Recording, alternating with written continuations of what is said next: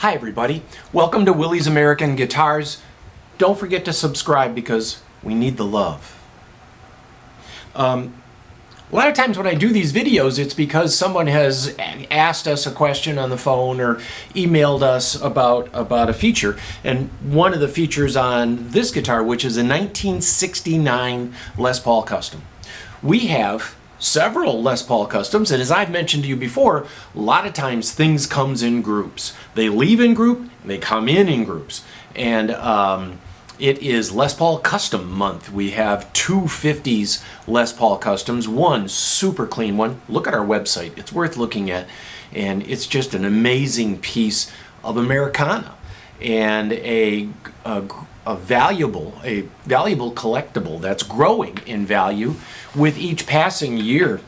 And then we have one that's refinished too. That's kind of neat because it cuts, I don't know, 70% off the price of the guitar. But these two guitars are different. As you guys know, in 1961 they stopped making the Les Paul Custom. We had one of the last Les Paul Customs that actually had belonged to Jimmy Page, and we returned it to him. That's a good story. Look up Jimmy Page's Lost Guitar. There's a couple of good versions of that story that came out of here at Willie's Guitars.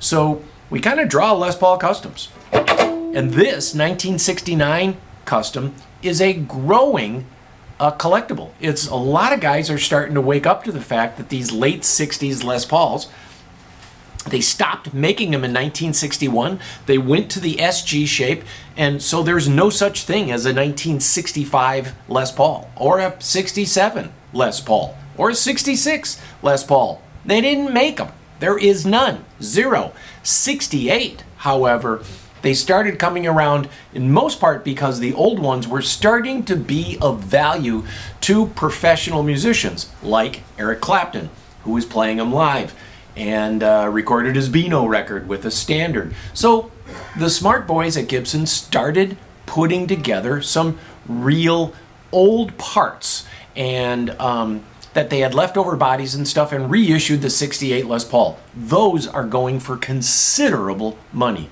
tens of thousands of dollars. And if you've been around like I have, you can remember buying them for $400. But they just keep rising. This is a 69. Now, there's when they put the neck in, and this is, somebody asked me this question, what's a tenon?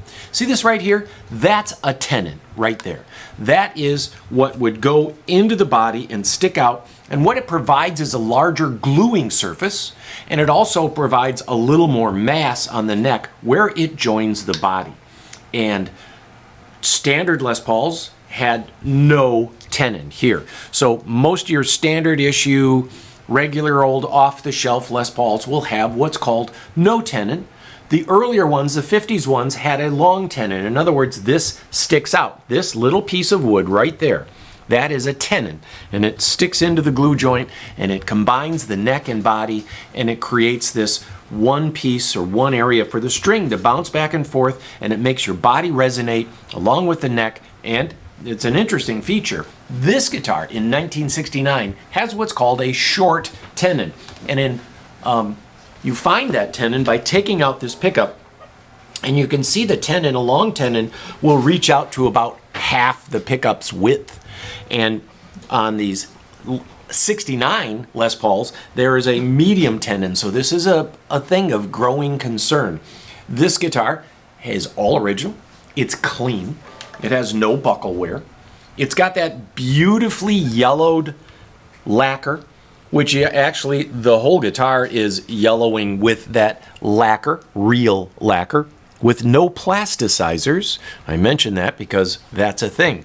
Old wood, and this is not a sandwich body. So after a while, they did two parts to sandwich the body to save wood instead of making it all like one piece body with a maple top, right? Those of you guys that know this, you're like, oh yeah, whatever. And there's a website on late 60s Les Pauls that's worth looking up to get into some of this information. But it is a real American original and an iconic industrial design and an iconic piece of American history. And if you think of all the bands that played Les Paul Customs in the late 60s, you see them just everywhere. Jimmy Page being one.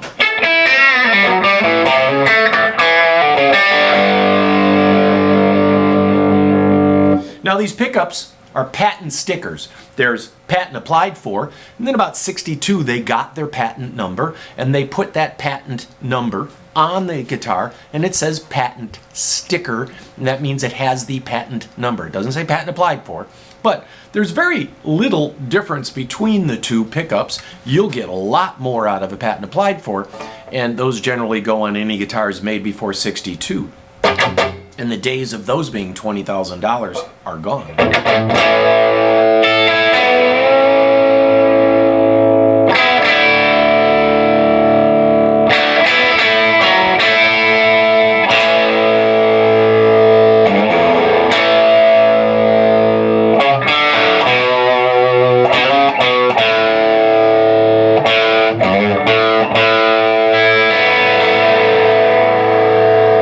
Bridge pickup, 2 pickups.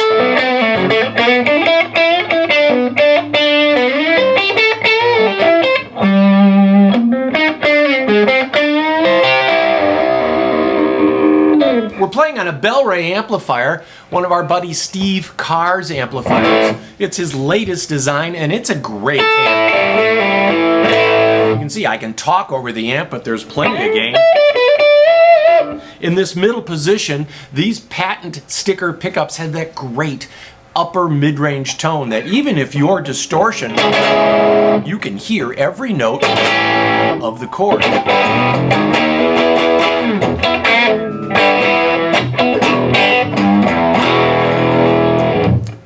Neck pickup.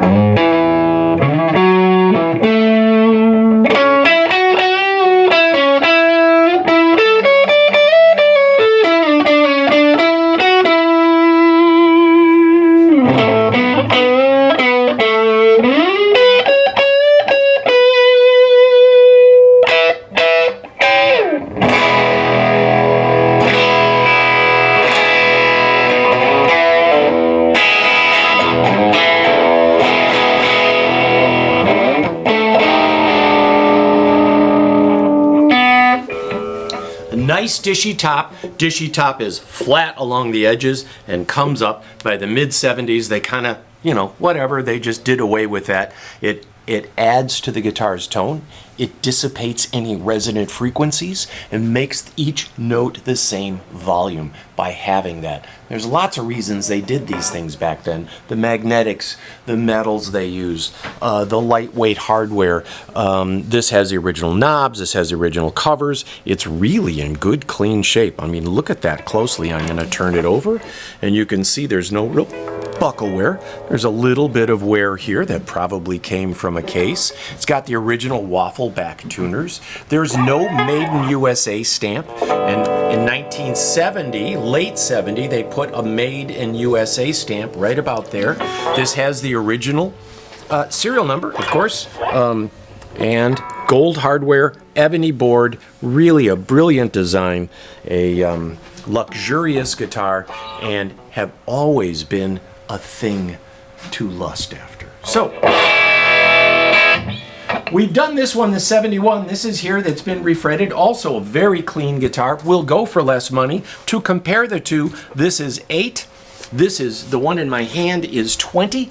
And you may consider a thing like this as an investment in American industrial design and in historical American music. So there you go. That's all I got for you, and that's our little lesson on tenons.